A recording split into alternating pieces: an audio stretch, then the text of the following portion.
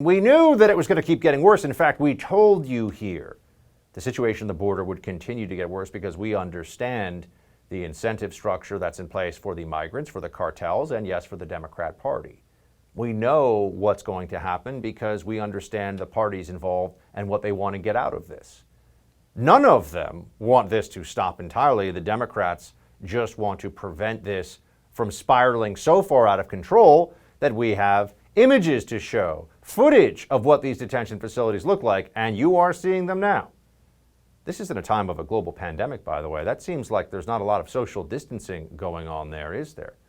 But this is the situation we find ourselves in because the Biden administration came into office, and just that very reality created a widespread perception among illegal immigrants in places like Central America that if they come here, they have a very good shot of just skipping the whole immigration process and staying in America forever. And that's a very valuable thing.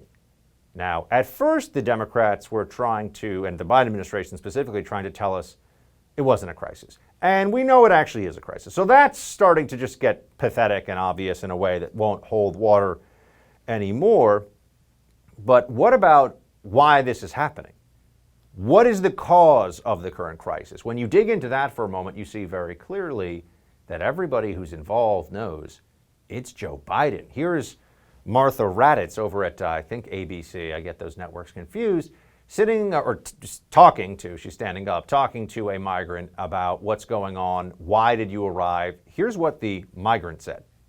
Would you have tried to do this when Donald Trump was president? Definitely not. Definitely.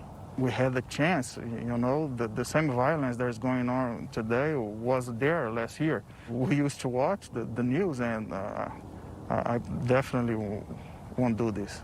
So did you come here because Joe Biden was elected president? Basically.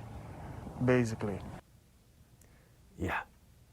Would you come here when Trump? No, of course not. There was still the same situation in that man's home country, but he wouldn't have come here in the Trump administration because the perception was, understandably, that there was a lesser chance of being able to stay in the country permanently.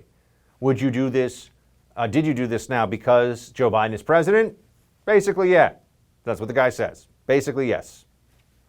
How many more times do we have to hear this before it's absurd and actually insults our intelligence when Biden and the other Democrats pretend that this has nothing to do with the fact that you have a new Democrat administration with a president who at one point raised his hand on stage during the presidential debates saying that illegal immigrants should get free health care in America.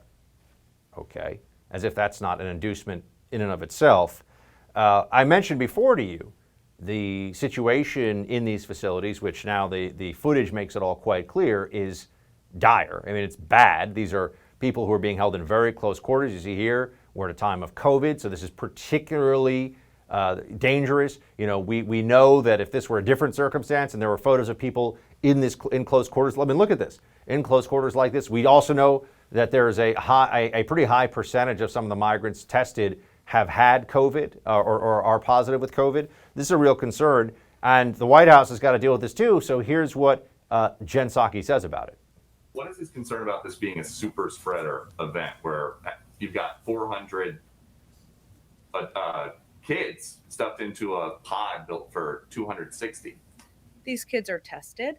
If they need to be quarantined, they are quarantined. We also follow CDC guidelines to ensure that they are kept safe.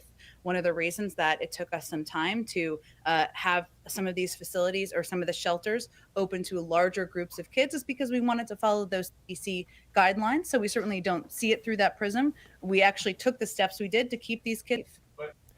Yes, just the CDC guidelines, of course. I wonder if they're double masking all these kids, because as we know, that's what Dr. Fauci, as of 2 months ago, says is the smartest thing you can do for this.